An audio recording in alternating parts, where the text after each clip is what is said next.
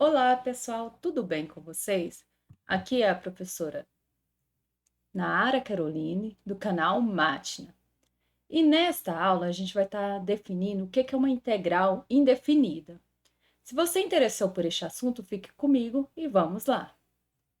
Então, como eu disse, na aula de hoje a gente vai estar vendo a definição de integral indefinida.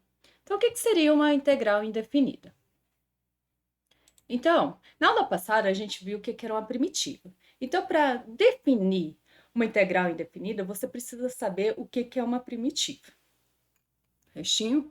Então, eu tenho uma f de x, que ela é primitiva da f de x. Certinho? Então, a gente fala que a integral de f de x dx é igual a f de x mais c. Mas quem que é essa f de x? É a primitiva de f de x. Mas o que seria a primitiva?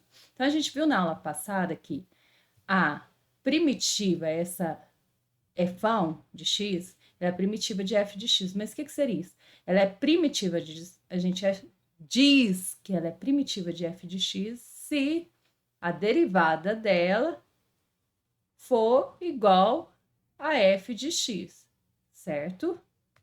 Então, para a gente calcular a integral, a gente tem que pensar assim, ó, eu tenho a função aqui. Então, cuja derivada da f de x. Isso que eu tenho que pensar. Por isso que a gente fala que isso é uma definição de antiderivada. Então, eu tenho que pensar aqui, ó. O cara, ele é resultado de uma derivada, essa f de x aqui. Então, cuja derivada da f de x, certinho? Então, antes de continuar aqui, vamos ver algumas coisas que a gente precisa saber sobre integral indefinida, certo? Então, na integral indefinida, o que significa a f de x? A f de x é a função integrando. A f de x dx é o integrando. E o dx, ele vai me dizer, ó, aqui, ó, pode ser du, dv, dy, ó, mas o dx, o x está me dizendo quem é a variável de integração. Então, quem que eu vou estar integrando, certinho?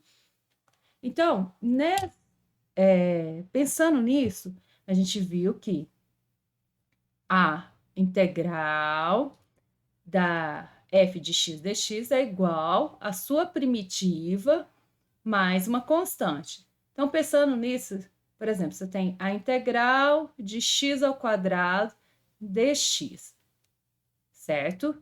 Então, cuja derivada